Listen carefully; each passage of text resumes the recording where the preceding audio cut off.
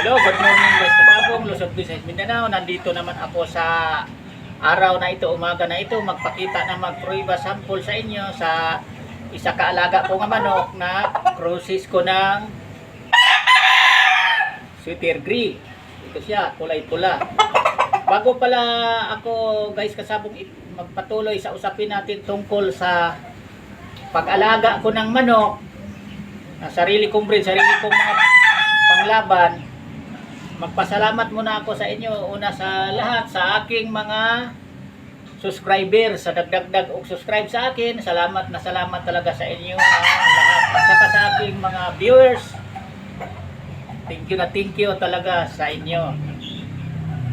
Ito naman, yung alaga ko na ito, 7 months. Ayan siya, oh.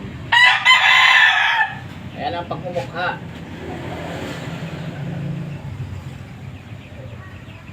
Dilaw paa din, kasi sinabi ko na sa inyo nga ang mga manok ko talaga mga dilaw paa, matalisay man yan at saka bulig dilaw ang minamanok ko.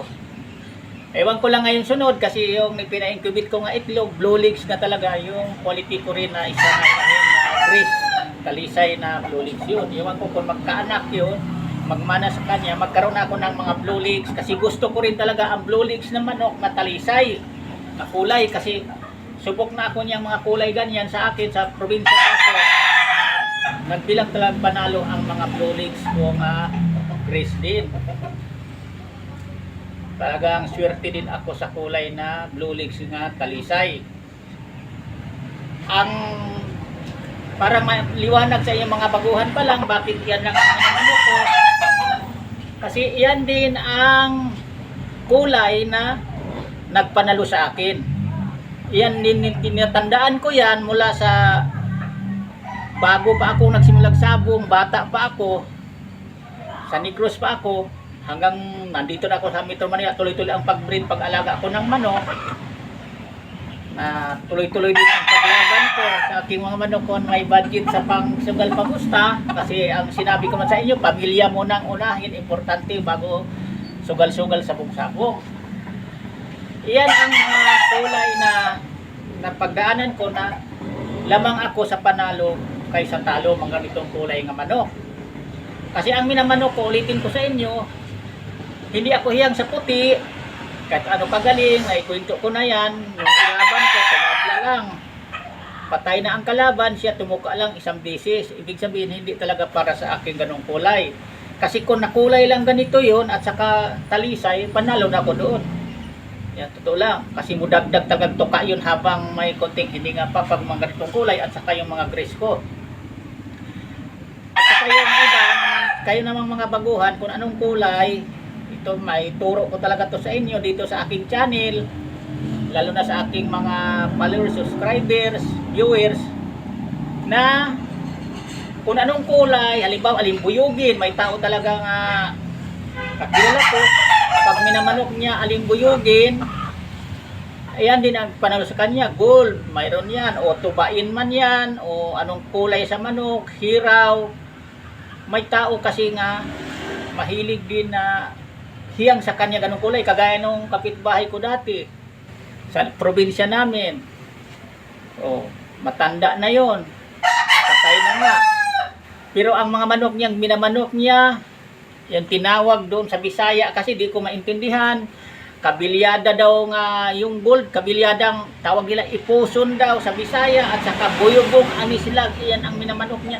Talagang nagbilag panalo, pinapatay nga yung mga manok doon sa amin, ang mga tinawag sa amin mga tahor. Dito sa Manila pa, big time, tinalong anong mga manok na yun, na mga mistisyuhin lang talaga kung tawagin sa amin Bisaya. Ang manok na Bisaya sa amin, yung parang native lang, at saka pero ibang uri din pagka native, kasi pumapalo din talaga, nagbilang din panalo. Dito naman sa Manila, sa Tagalog naman, Tagalogin na manok. Pero ang pinagkaiba dito, mga Tagalogin, mga pangit maglaro. Pero kung sinong nakarinig sa nakapanood sa aking mga videos nito, alam nito, ang mga native sa probinsya, mga tinawag mga manok Bisaya, pwede lang ilalaban.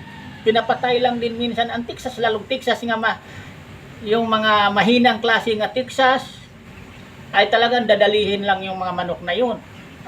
Pero yung dito sa Manila ng mga Tagalogin, ang pangit talaga, pangkatay lang yun dahil patalon-talon ang laro. Pero doon mga magaling ang mga galing ng mga Bisaya, ang mga tawag noon, Bisaya nga manok.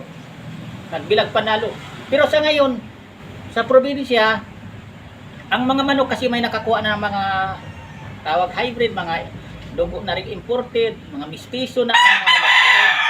Kalahian na ang mga inahin doon. O kaya, yung babae, makakuha silang babae na quality, napalahian na yan sa mga gano'n na mga Bisayang manok, mga magaling na rin maglaro yun. Yan totoo. Kasi kung kaya lang, hindi pwedeng gagamitin sa kung kasali kay Derby, yung mga manok na yon. Pwede lang yan sa mga panghakpite, pista-pista sa mga bubarangay, o kaya tabo-tabo. Hindi rin pwede talaga yung gagamitin sa mga derby-derby. Pero kung bubarangay derby lang, halimbawa maliitan lang, tukaks-tukaks po pwede lang din yun. Hindi lang pwede sa malakihan talaga dahil sino bang ano noon kakampi sa yung sumasahod o malaking parada ang kabila. Kung ganun ang manok mo na sobra ka, ano, yung tawag Bisaya lang, mistisuhin masyado. Pero kung talagang mapira ka, pupustan mo ang manok mo, wala ka rin pakialam kahit ano ka-imported ang maging kalaban, siyempre may palo din yun. Manok mo, lalong paabutin na ng 3 taon, 4 na taon, 6 na taon yung mga manok na yun. Kasi nasubukan ko yan sa mga manok, sa mga tsuin ko, kay papa ko. Pagulangin muna yun bago ilalaban. Pagdating ng mahigit 1 taon, pwede nang ilaban nila. 3 taon. Kasi ang unang mga sabongero, ito, ano ko to sa inyo, kwento ko to sa inyo, pati yung papa ko. Ang manok nila, kasi ang papa ko masipag sa trabaho. Yan totoo, kasabong. Masipag sa trabaho ang pamilya, kaming mga anak, inuna muna. Pinaaral kaya ang ginagaya ko yung papa ko. Pamilya muna inuna, hindi nagutom ang mga kapatid ko. Ako mismo na maliit pa ako. Abunda kami sa pagkain dati. Hindi katulad ngayon, na iba na ang panahon. Hiniuna ni papa kaming pamilya. Maglaban si papa ng manok, pista-pista lang. O tabo, bihira lang. Pumunta ng tabuan yung papa ko, ito to kasabong. Kaya lang patay na ngayon. Iyan ang sinundan ko, ang gawain ni Papa nga. Nagkapamilya din ako, hindi ko rin pinapabayaan. Hanggang nandito na ako sa Metro Manila, sa kadami kong alagang manok, sa sugarol ko sa bungiro talaga ako. Tunay akong sugarol sa bungiro talaga. Minado ako niyan. Pero hindi nagkaiyak-iyak ang aking mga anak dahil lang sa pagsusugal ko pagkasabog. Kasi awa ng Panginoon, sa tulong niya sa pag-isip ko nga pamilya munang unahin ko, laging kinaalala din sa Panginoon sa akin yan. Isa rin ang Panginoon na tulong sa akin, hindi niya ako pinapabayaan sa pag-isip ko nga di mapabayaan ang pamilya ko dahil sa pagsusugal lang ng manok. Yan totoo kasi dito sa larangan sa pagsusugal ng manok, ituturo ko to sa inyo. Hindi tayo laging nanalo. Kahit ano ka-quality ako, nagmamanok na talaga ako nung anong lahi yan. May manok talagang hindi mananalo. Kahit ano kagaling. Magaling lang yan sa bitaw, i-ispar mo. Pero pagdating na may bakal na, sa sugalan mo na, doon na ang lalabas yung magpatalo na manok, mabulagan, mapilayan, mapakpakan, pagulong-gulong na lang. Ang daming gawin nga paraan parang matalo. Yan tulo kasabong kahit mahina lang ang kalaban mo. Pag di mo araw na yun, talagang hindi tayo mananalo, hindi para sa atin. Talagang kahit ano kagaling ang manok natin.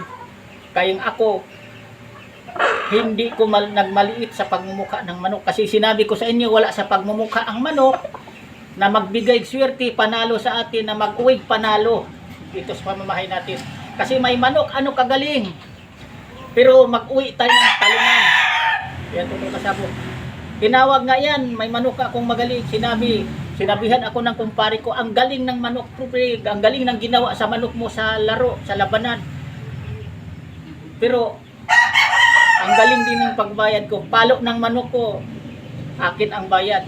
Yan totoo. Nangyayari talaga yan sa mga manok ko. Kaya nung unang mga palahi ko, nangyayari talaga yan. Kaya di wala ko yung mga linyada na yun dahil magaling lang sa walang bakal.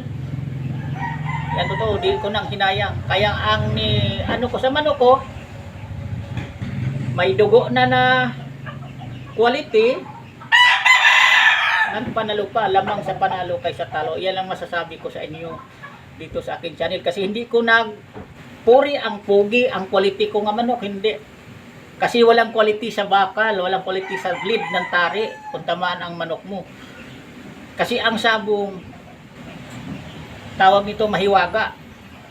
Mananalo ka na, sa tingin mo labanan, lamang ka na, sa kustura sa manok, lamang ka na, panalo na.